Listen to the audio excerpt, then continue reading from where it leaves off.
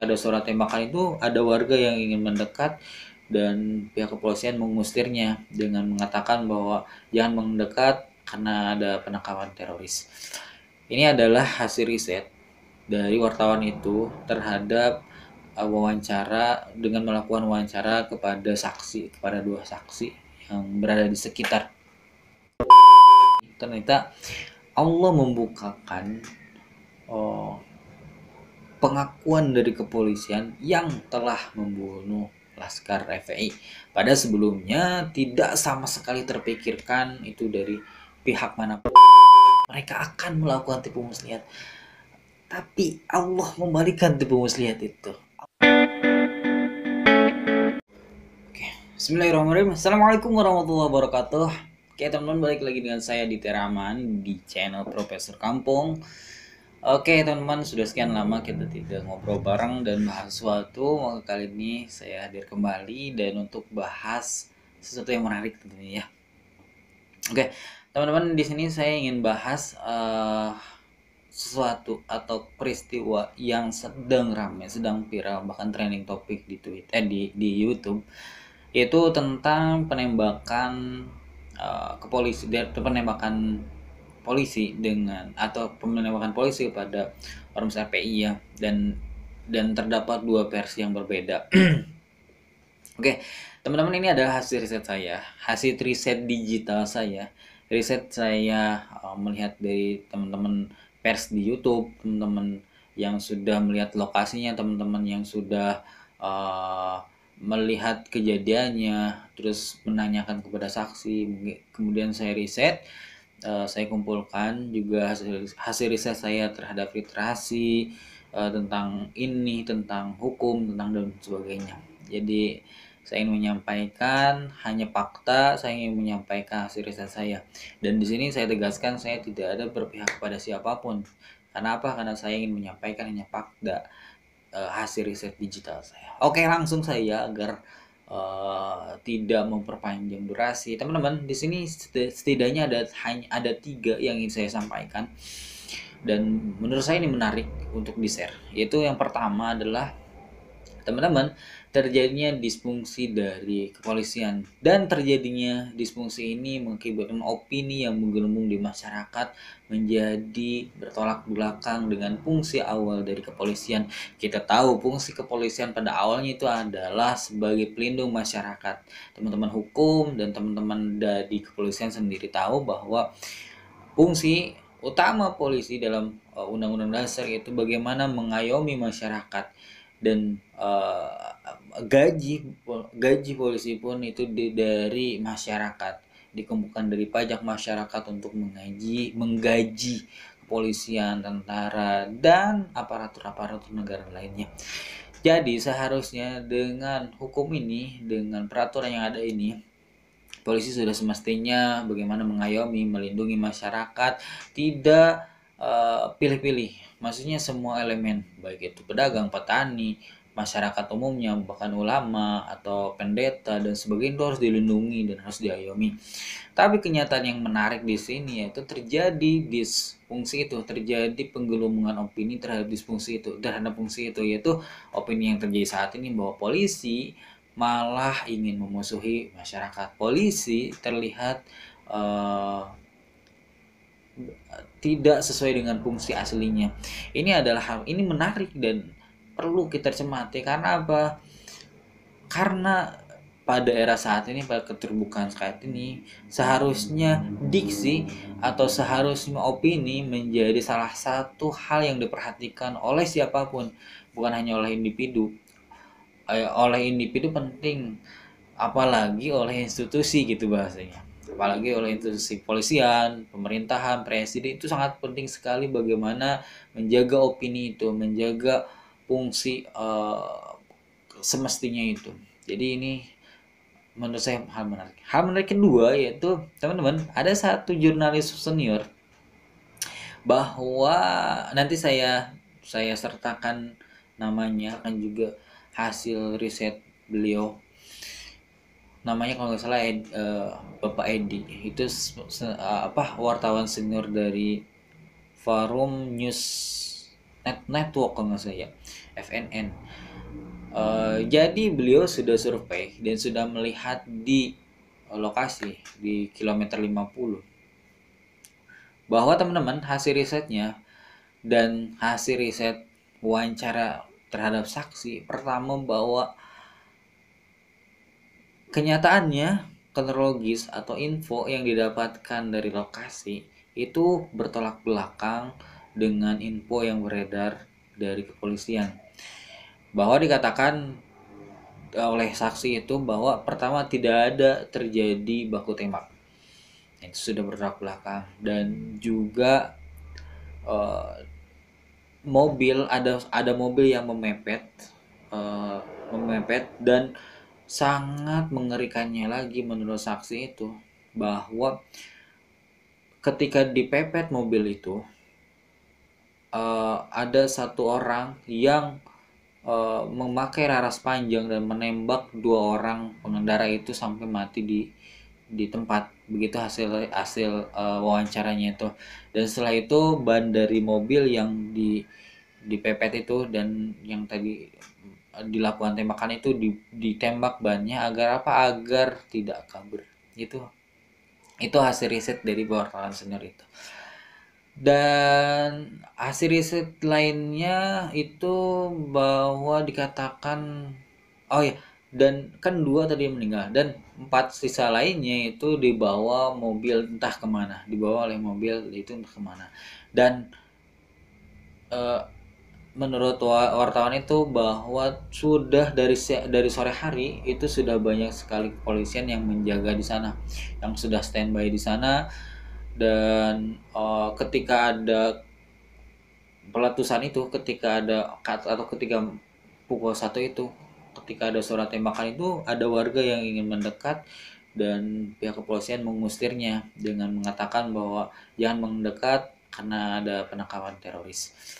Ini adalah hasil riset dari wartawan itu terhadap wawancara, dengan melakukan wawancara kepada dua saksi yang berada di sekitar. Teman-teman, ini menjadi hal menarik karena apa? Karena tadi bertolak belakang dengan apa yang disampaikan oleh kepolisian. Saya ini dan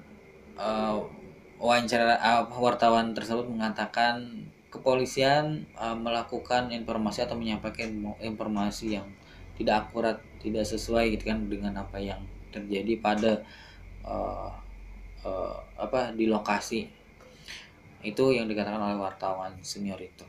Ini ada hal kedua yang menarik, teman-teman, dan perlu teman-teman tahu, perlu teman-teman mengerti bahwa Fajl itu sudah sedikit terlihat, oke.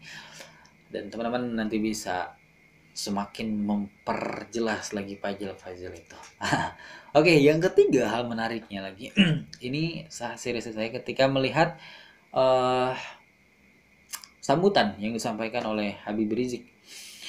Karena di YouTube nggak akan mungkin dihapus ya atau di minute, jadi saya sebutkan Habib Rizik atau HRS gitu,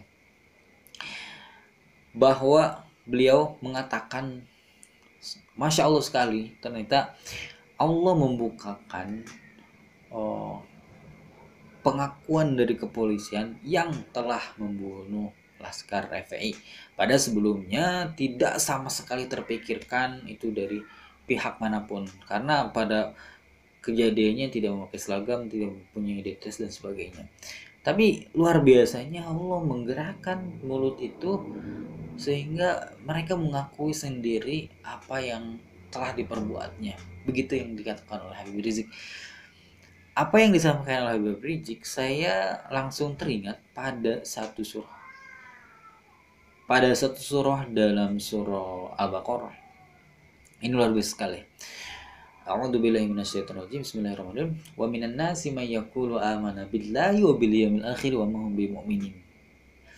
Itu ada wa minan nasi may yaqulu, itu ada ya dari manusia, dari sebuah manusia mengatakan bahwa aku beriman kepada Allah, aku beriman kepada hari akhir. Wa ma hum bimumin, dan mereka termasuk orang-orang yang beriman. Tapi kenyataannya ayat selanjutnya, yukhadi'una Allah walladzina amanu wa ma yakhda'una illa anfusahum wa ma yas'urun. yaitu ternyata apa yang dia katakan itu adalah sesuatu hal yang dusta, karena sebenarnya mereka itu ingin mengolok-olok, ingin membodoh-bodohi, tapi ternyata kenyataannya bukan orang beriman, bukan masyarakat luas yang dibodohi, pada mereka atau dia sedang membodohi diri dia sendiri tapi tidak mengetahui ini. Jadi ayat ini menceritakan tentang sifat munafik, dan saya dapatkan materi ini ketika kuliah oleh profesor saya.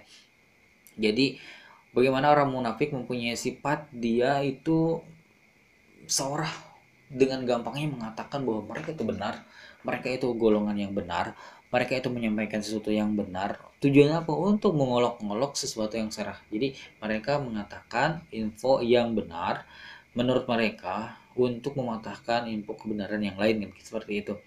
Untuk mengolok-olok itu. Tapi pada dasarnya dalam ayat itu dikatakan dan bisa kita pelajari bahwa sebenarnya ketika ada orang yang seperti itu, ketika ada kejadian seperti itu, pada dasarnya bukan orang yang benar, bukan orang yang punya kebenaran itu yang sedang diolok, padahal diri dia sendiri sedang memperolok mereka sendiri, bahwa dia sedang memperolok diri mereka sendiri dengan ucapan-ucapan yang tidak perlu, tapi Allah tidak berikan kesadaran itu kepada mereka.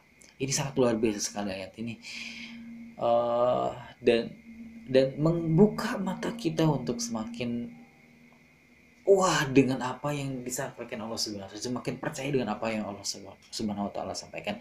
Dan satu ayat lagi yang menurut saya sangat menarik lagi dan menurut saya related dengan apa yang terjadi pada kasus ini, yaitu dalam surat Al Imran ayat 54, wa makaru wa makarullah wallahu khairul makirin, bahwa mereka sedang melakukan tipu muslihat, mereka akan melakukan tipu muslihat, tapi Allah membalikkan tipu muslihat itu, Allah balikkan secara 180 derajat, Allah bukakan dengan caranya.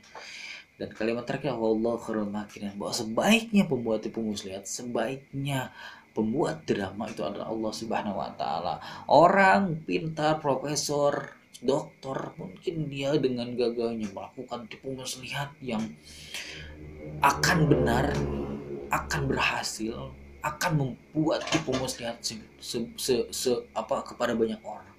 Tapi ingat bahwa Allah adalah sebaik-baiknya pembuat drama, sebaik-baiknya pembuat tipu muslihat. Dan ini terbukti dengan peristiwa ini, terbukti dengan fenomena ini, dan related dengan apa yang Habib sampaikan, bahwa mereka seolah mengatakan mereka benar akan membuat muslihat, tapi Allah balikan itu. Allah membukakan semuanya itu, Allah gerakkan lidahnya untuk mengakui sendiri. Dan Masya Allah, luar biasa bahwa teman-teman, kalau misalkan kita pahami, teman-teman, kalau misalkan kita cermati, teman-teman, kalau misalkan kita ingin pelajari bahwa pada kasus ini seharusnya bisa membuat kita lebih dekat kepada Allah, dan seharusnya bisa membuat kita lebih beriman kepada Allah. Kenapa? Karena satu ayat dari Allah Subhanahu wa taala sudah memberikan pembenaran atau sudah terbukti dalam artian seperti itu.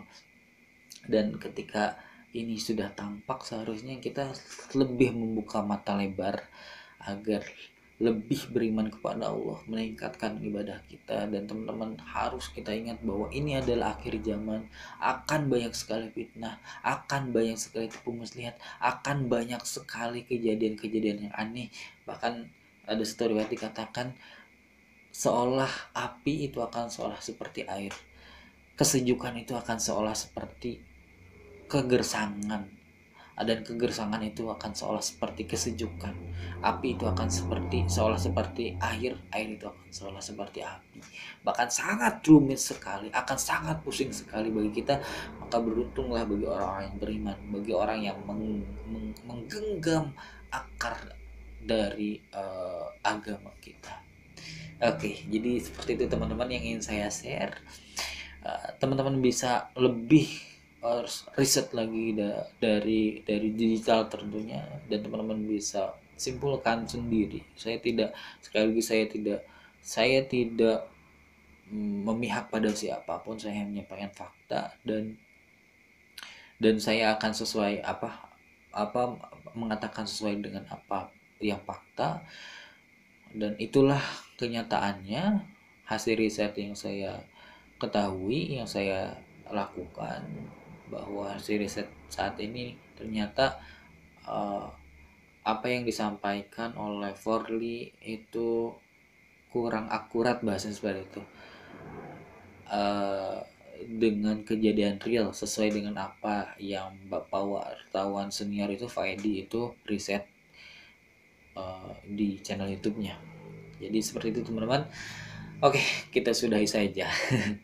Dan semoga apa yang saya sampaikan bisa bermanfaat kepada teman-teman, dan mohon maaf apabila saya banyak kesalahan. Ya, sampai berjumpa di next video selanjutnya. Video selanjutnya. Teman-teman jangan lupa like, subscribe, share.